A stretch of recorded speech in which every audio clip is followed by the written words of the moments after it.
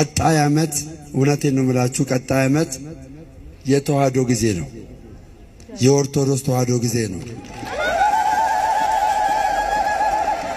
የጠፉ በጎች ይመለሳሉ። የጠፉ በጎች ከዚህ ቤት እንደኔ የጠፉ በጎች ይመለሳሉ። ወደ ቤቷ ይመለሳሉ። ወደ ቤቷ ይመለሳሉ። እውነቴን ነው የምላችሁ። ሁላችንም ከዚህ ቤተክርስቲያን ስንወጣ አስተምሮቷን ሳናቅ ትምህርቷን ሳናቅ ወጣን፣ ተንከራተትን። ከዛ መንከራተት ደግሞ እቅፍ ድግፍ አርጋ እጥብ አርጋ ለዚህ ወግ ማገር አደረሰችን። ስለዚህ እኔ በጣም ደስ የሚለኝ እናቴ እጅግ በጣም የኦርቶዶክስ ተዋህዶ አማኝ ናት። አባቴም እንደዚሁ። እናቴ ለኔ በጣም የምትጸልይ የምትጮህ በብዙ አቅጣጫ ስለኔ ወደዚህ መመለስ የምትማልድ ነበረች። ድንግል ማርያም ደግሞ ጸሎቷን ሰምታ እኔ ወደዚህ ምድር አመጣችን። ይኸው ስለዚህ እናቴ ባለሽበት እግዚአብሔር አምላክ ይባርከሽ። እግዚአብሔር አምላክ ይባርከሽ። እግዚአብሔር አምላክ ይባርከሽ። ስለዚህ እኔ እዚህ ቤተክርስቲያን ስመጣ ወደዚህ ወደ እውነተኛው ወደ ሆነችው ኦርቶዶክስ ስመጣ ለአንድ ዓላማ ነው የመጣሁት። ሃይማኖት ልቀይር አልመጣሁም። የጠፉ በጎችን እግዚአብሔር በእኔና በወንድሞቼ ወደዚህ ኅብረት ይቀላቀሏቸዋል፣ ይመለሳሉ። ይህንን ይዤ መጥቻለሁ። ምንም ሳያውቁ ኦርቶዶክስን ሳያውቋት የወጡ ልጆች ይመለሳሉ። እግዚአብሔር ደግሞ ከእኛ ጋር ይሆናል። ተባረኩልኝ። ምናምን ተሸማቀው ምናምን እንዴ ልመለስ እንዴ ዛሬ ምናምን ብለው እየፈሩ ያሉ ሰዎች አሉና በተለይ ትልልቅ እንደዚህ እነሱ መምህራን የሚባሏቸው ፓስተሮች የሚባሉ ኳየሮች እዛ ቤት ያሉ ሰዎች አሉና ብመለስ እገለል ይሆን ምናምን ብሎ ፍራቻ ያለባቸው ሰዎች አሉ። እባካችሁን እናንተ ደምረው ምሳሌ ሆናችሁ ነው። በቃ የሳምንት ቀራኒው ትኖራለች። ከዛ በኋላ ግን ሚዲያ ላይ ይጠፋል። ክርስቶስ እንኳን ለኛ ወደ ተሰድቦ የለ ምራቅ ተተፍቶበት የለ መከራ ተቀብሎ የለ እንቻለው። ምን ችግር አለ? እሱ ለኛ ብሎ ተሰቅሎ አጥንት እስኪታይ ድረስ ተሰቅሎልን ስድብ መቋቋም እንዴት ያቀተናል? እሱ እንጀራችን ይሆናል፣ እሱ ምግብ ይሆናል፣ እሱ መከታ ይሆናል፣ እሱ ሞገስ ይሆናል። እና እባካችሁ ፈርታችሁ ሼም ይዟችሁ ወይ በትዳር አሳባችሁ ወይ ደግሞ በገንዘብ አሳባችሁ አሊያም በድህነት ወይ ደግሞ በጓደኝነት ወይ ደግሞ መስሏችሁም አንዳንድ ጊዜ ትክክል መስሏችሁ ሶስት የገባችሁ ሰዎች ደምረውን ብትመለከቱት ወደዚህ ብትመጡ እጅግ በጣም ጥሩ ነው። ቤተክርስቲያን የሁላችን ቤት ነው። የአባታችን ቤት እኮ ነው። የመድኃኒዓለም ቤት እኮ የሁላችን ቤት ነው። ስሙ ራሱ እኮ መድኃኒዓለም ነው። የዓለም መድኃኒት ነው። የግላችን ብቻ አይደለም፣ የሁላችንም ነው። እና ወደዚህ ቤት እንድትመጡ ደምረው ትልቅ ምሳሌ ነው የሚሆነው። እግዚአብሔር አምላክ ዛሬ ይህንን ትልቅ ድልና ትልቅ የምስራች ስላሰማን እግዚአብሔር ስሙ የተመሰገነ ይሁን። በእውነቱ ደምረው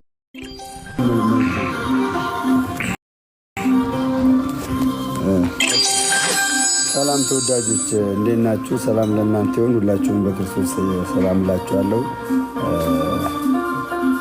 እኔ መናገር የምፈልገው በእውነት እኔ አሁን እዚህ ቤተክርስቲያን ላይ ስመጣ አይታችሁ ከሆነ በስሜት አይደለም ጠይቄ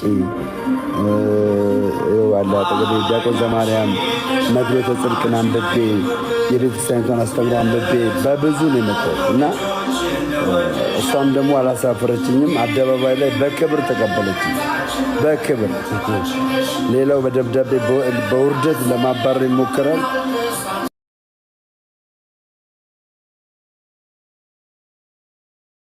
ቤተክርስቲያን ደግሞ በክብር እልል ብላ ልጄ ብላ የጠፋው ልጄ ብላ ተቀበላኛለችና አሁንም የምላችሁ ካላችሁ ወገኖች በፍቅር መመለስ እጅግ መልካም ነው። ጥላቻ ይቅር።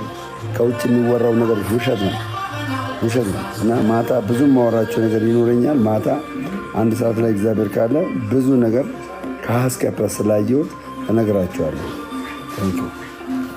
እሺ፣ እግዚአብሔር ይጠብቅልን ወንድማችንን። እግዚአብሔር አምላክ በቤቱ ያለ ነው፣ በቤቱ ያጽናን። የጠፉትን ደግሞ እንዲመልስን የሱ መልካም ፈቃድ እንልን። እዚህ ጋር መታወቅ ያለበት መሰረታዊ ነጥብ ሁሌ ክርስትና ውስጥ የሆነ ምስጋና እንዳንጠብቅ። በቃ አሁን ዛምሬ ደምረው ተሞሽሯል። ዛሬ ቤተክርስቲያን ሙሽራ ሆና ተሞሽሯል። ዛሬ መድኃኒዓለም ሆነ ደግሞ ቀን ዕለቱ መድኃኒዓለም ነው የተቀበለው። መድኃኒዓለም ነው በቤቱ ያስተናገደው። ዛሬ የቄደር ጥምቀት ተጠምቆ ስጋው ደሙ ተቀብሎ የከበረበት ቀን ነው። ጉባኤም ደግሞ ሆነለት እና የኔታ በጻለሙ ጭምር እስከሚያስተምሩ ድረስ ሊቀ አእላፍ ኤፍሬም የኔ ሰው ጭምር እስኪያስሩ በጣም ጥሩ የሆነ ትምህርት ነበር። ለዚህ ያደረሰን ለዚህ ያበቃን እግዚአብሔር ስሙ የተመሰገነ። ግን አንድ ማወቅ ያለብን ነገር አለ።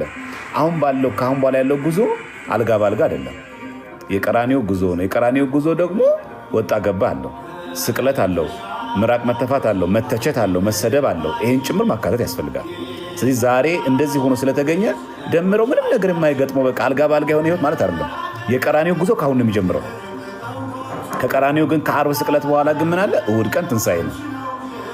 ስለዚህ ይሄንን በጣም ልቦናን በጣም ከፍ ማድረግ ያስፈልጋል። ስለዚህ ሌላ ቤተ እምነት ያላችሁ ስትመጡ ትፈራላችሁ። የሚያስፈራችሁ ይሄን አይታችሁ ነው። ቅድም ልደተ ቃል እየነገረኝ ነበረ። እሱ በለቀው ቪዲዮ ላይ የሀገር ስድቦች ይኖራሉ። በቃ ለሱ ስል እንሸከመው።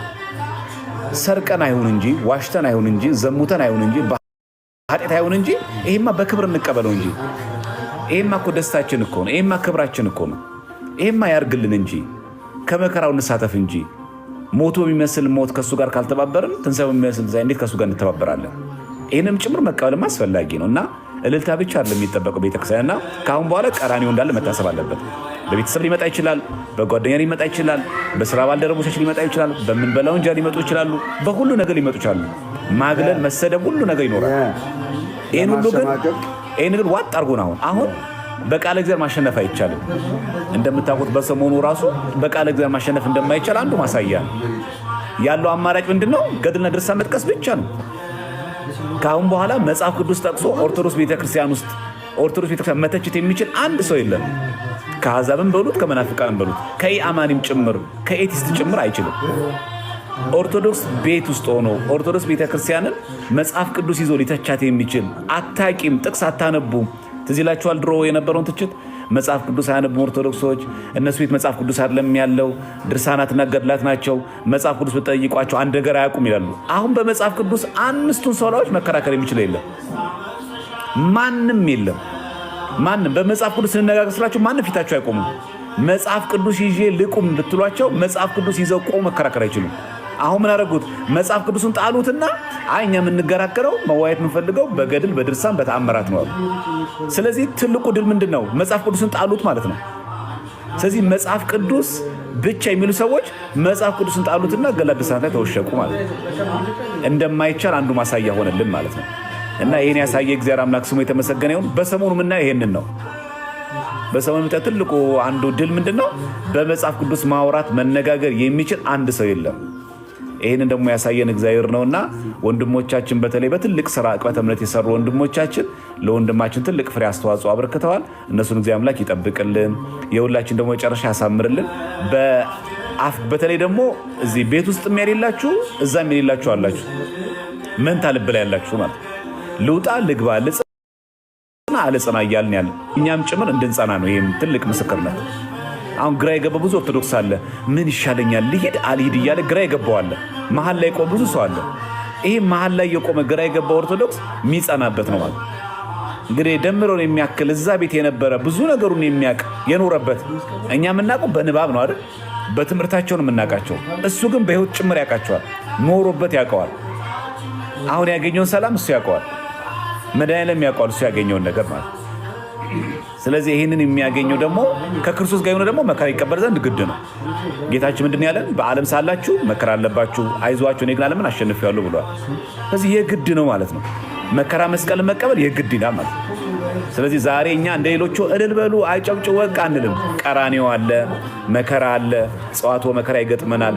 ውጣ ውረድ አለው፣ መራብ አለው፣ መጠማት አለው፣ መታማት አለው፣ መሸማቀቅ አለው፣ መሰደብ አለው፣ መተፋት አለው፣ መራቅ አለው፣ መገለል አለው። ይሄን ሁሉ ጭምር ከክርስቶስ ጋር መቀር ያስፈልጋል።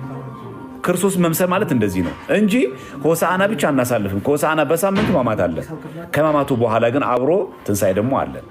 ያንን እያሰባችሁ ወደ ቤታችሁ ወደ ቤተክርስቲያን ግቡ። ይሄ ቤት የሁላችን ቤት ነው።